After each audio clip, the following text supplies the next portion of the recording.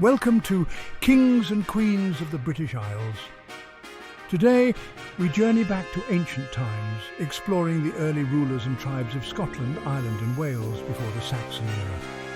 Our story begins in a time when the land was divided among powerful tribes and early kingdoms, each ruled by their own chieftains and kings.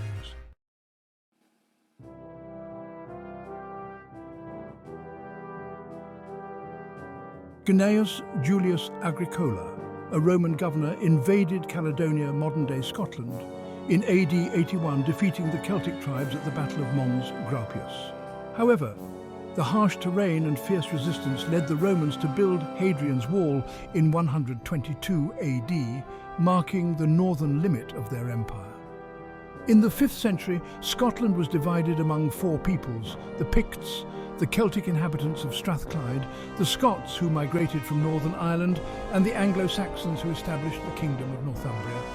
Kenneth MacAlpin is regarded as the founder of the Scottish monarchy. He united the Scots and Picts, creating the Kingdom of Alba. His legacy includes establishing the ecclesiastical capital at Dunkeld and the secular capital at Forteville.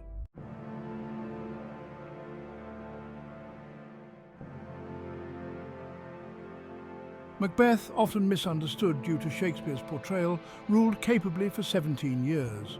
He was eventually defeated and killed by Malcolm III, who introduced strong English influence into Scotland. Robert the Bruce, crowned in 1306, led Scotland to independence.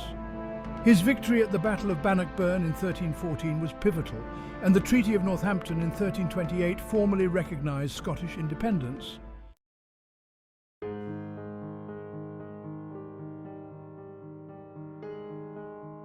Ireland in the early medieval period was divided into numerous small kingdoms, often ruled by local chieftains. The arrival of Christianity in the 5th century, spearheaded by figures like St. Patrick, brought significant cultural changes. Viking invasions in the 8th century established trade centres like Dublin, influencing Irish society. St. Patrick. As I travelled across Ireland spreading the Christian faith, the landscape and the people embraced a new spiritual path, intertwining it with their rich cultural heritage. The Norman invasion began in 1169, led by Strongbow. This marked the start of centuries of English influence and conflict in Ireland.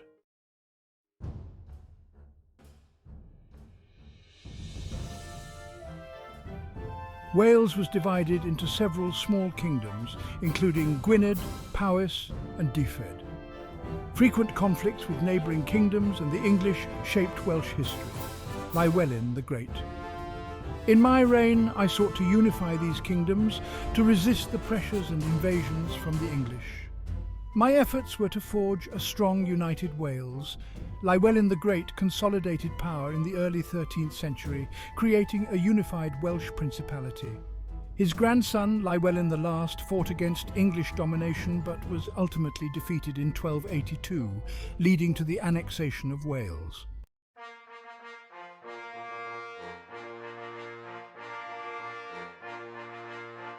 The early history of Scotland, Ireland and Wales is a rich tapestry of conflict, conquest and cultural transformation.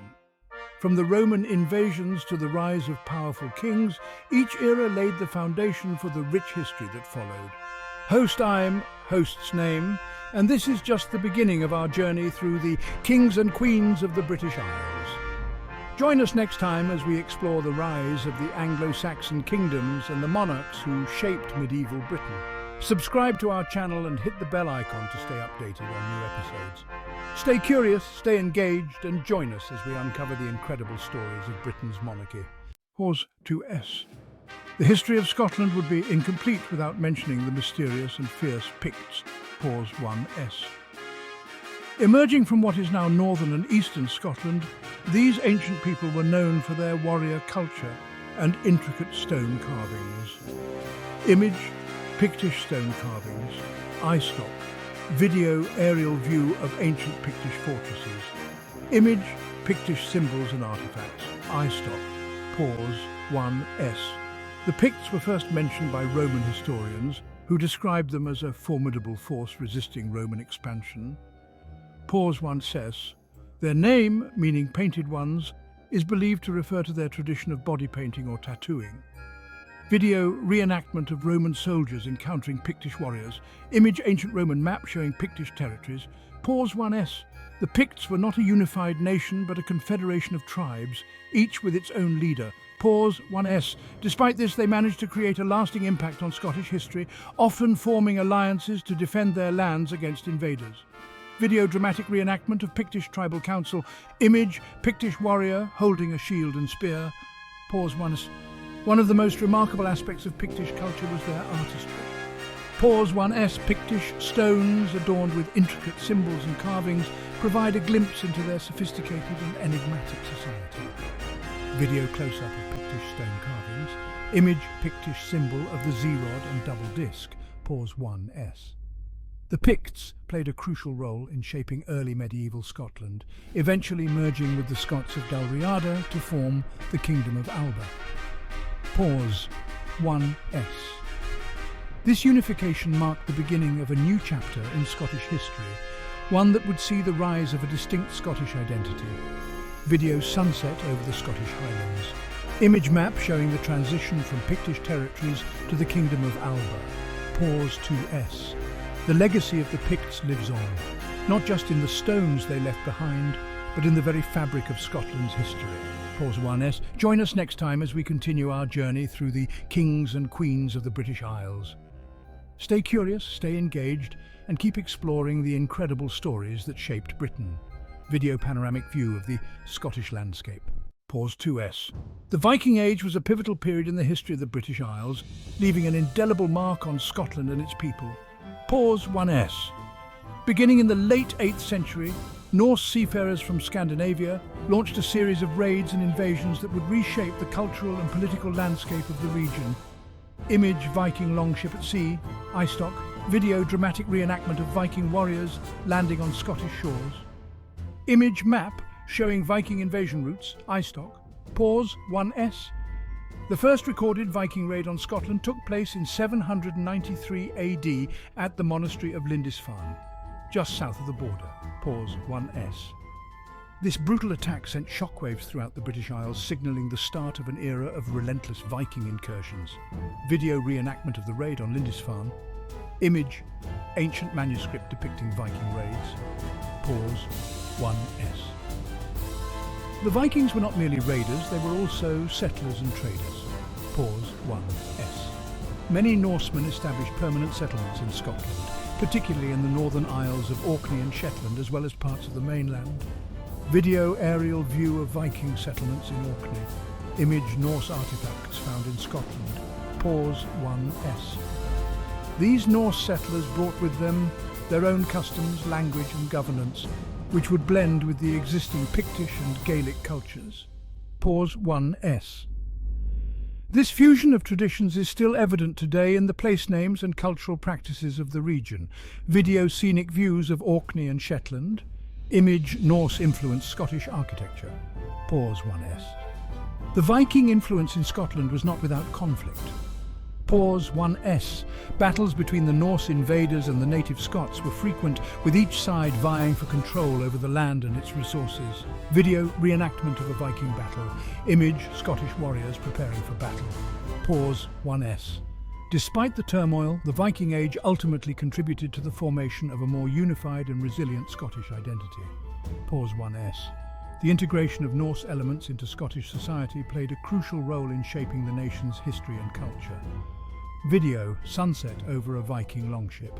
Image map showing Viking influence in Scotland. Pause 2S. The legacy of the Viking Age continues to captivate our imagination, reminding us of a time when the seas were the pathways of conquest and cultural exchange. Pause 1S. Join us next time as we delve deeper into the kings and queens of the British Isles. Stay curious, stay engaged, and keep exploring the incredible stories that shaped Britain. Video panoramic view of the Scottish coastline. Pause 2S. The Norman conquest of the British Isles was a transformative event that forever altered the course of history. Pause 1S. In 1066, William the Conqueror, Duke of Normandy, launched an invasion that would see the end of the Anglo-Saxon era and the rise of Norman rule. Image William the Conqueror depicted in the Bayeux Tapestry. Istock. Video reenactment of Norman soldiers preparing for battle. Image map showing Norman invasion routes, Istock, pause 1S. The Battle of Hastings, fought on October 14, 1066, was a decisive moment in this conquest. Pause 1S. William's forces defeated King Harold II's army, leading to the establishment of Norman dominance over England. Video reenactment of the Battle of Hastings. Image ancient manuscript depicting the Battle of Hastings. Pause 1S. The Normans were not content with merely conquering England. They had their sights set on the entire British Isles. Pause 1S. Their influence soon extended to Wales, Scotland and Ireland, bringing significant changes to these regions. Video aerial view of Norman castles in Wales. Image Norman architecture in Scotland. Pause 1S. In Scotland, the Norman influence was felt through both direct military campaigns and political alliances. Pause 1S. Scottish kings, such as David I, embraced Norman customs and governance, which helped to modernise the Scottish state. Video scenic views of Norman-influenced Scottish landscapes. Image Norman artefacts found in Scotland. Pause 1S. The impact of the Normans on the British Isles was profound and far-reaching. Pause 1S. They introduced new administrative systems, architectural styles and cultural practices that would shape the future of the region. Video panoramic view of Norman castles. Image map showing Norman influence in the British Isles. Pause 2S. The legacy of the Norman conquest is still evident today, reminding us of a time when the tides of history turned and a new era began. Pause 1S. Join us next time as we continue our journey through the kings and queens of the British Isles. Stay curious, stay engaged, and keep exploring the incredible stories that shaped Britain. Video sunset over a Norman castle. Pause 2S. The Wars of Independence were a defining series of conflicts that reshaped the political landscape of the British Isles. Pause 1S. These wars, fought between the late 13th and early 14th centuries, saw Scotland fiercely defending its sovereignty against English rule. Image, historical depiction of a Scottish warrior, Istock. Video, reenactment of Scottish soldiers preparing for battle. Image, map showing key battles of the Wars of Independence. Istock, pause 1S. The first significant conflict was the Battle of Stirling Bridge in 1297. Pause 1S. Under the leadership of William Wallace, the Scots achieved a crucial victory against the English forces. Video reenactment of the Battle of Stirling Bridge. Image, monument to William Wallace. Pause 1S. Despite this victory, the struggle was far from over. Pause 1S. The English, under King Edward I, continued their attempts to subjugate Scotland. Video dramatic scenes of medieval warfare. Image Edward I's military campaigns. Pause 1S. The tide began to turn with the rise of Robert the Bruce. Pause 1S. In 1314, Bruce's forces delivered a decisive blow to the English at the Battle of Bannockburn, securing Scotland's de facto independence. Video reenactment of the Battle of Bannockburn. Image statue of Robert the Bruce. Pause 1S. The Wars of Independence were not only battles of arms, but also of wills and symbols. Pause 1S. The Declaration of Arbroath, penned in 1320, articulated Scotland's determination to remain free. Video scenic view of Arbroath Abbey. Image, the Declaration of Arbroath. Pause 1S. These conflicts left a lasting legacy on the British Isles, highlighting the enduring spirit of a nation's fight for self-determination. Pause 1S. The Wars of Independence are a testament to Scotland's resilience and the unyielding quest for freedom. Video panoramic view of Scottish landscapes. Image Scottish national symbols. Pause 2S.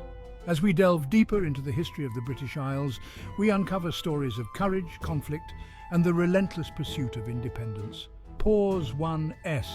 Join us next time as we continue our exploration of the kings and queens of the British Isles. Stay curious, stay engaged, and keep discovering the incredible narratives that have shaped history. Video sunset over a Scottish battlefield. Pause 2S. The Union of the Crowns in 1603 marked a significant turning point in the history of the British Isles. Pause 1S. This momentous event saw the unification of the crowns of Scotland and England under a single monarch, King James VI of Scotland, who also became James I of England. Image portrait of King James Thickham, Istock. Video historical reenactment of the coronation. Pause 1S. The death of Queen Elizabeth. I left the English throne without a direct heir. paving the way for James VI to inherit the crown through his great-grandmother, Margaret Tudor. Image family tree showing the lineage of James VI.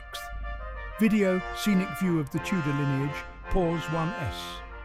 This union was more than a mere political arrangement. It was a profound shift that would influence the future of both nations. Pause 1s. The new king sought to create a unified British identity, symbolised by the adoption of a new royal flag, combining the crosses of St George and St Andrew. Image, the Union flag of 1606. Video, animation of the merging flags. Pause 1s. However, the union of the crowns did not immediately result in political unification. Pause 1s. Scotland and England remained separate sovereign states with their own parliaments, laws and institutions. Image, historical depictions of the Scottish and English parliaments. Video, reenactment of parliamentary sessions. Pause 1s. James VI's vision of a unified kingdom faced numerous challenges, including resistance from both Scottish and English nobility. Pause 1s. Despite these obstacles, the union laid the groundwork for future political integration. Image, depiction of James VI addressing his court. Video, dramatic scenes of court debates. Pause 1s. The union of the crowns set the stage for the eventual creation of the Kingdom of Great Britain in 1707, a significant milestone in the history of the British Isles. Pause 1s. This union brought about profound changes in governance, culture and national identity. Image, early map of Great Britain, iStock. Video, panoramic view of the British Isles. Pause 1s. As we continue our journey through history, we see how these pivotal moments have shaped the nations we know today. Pause 1s. The union of the crowns is a testament to the complex and intertwined destinies of Scotland and England.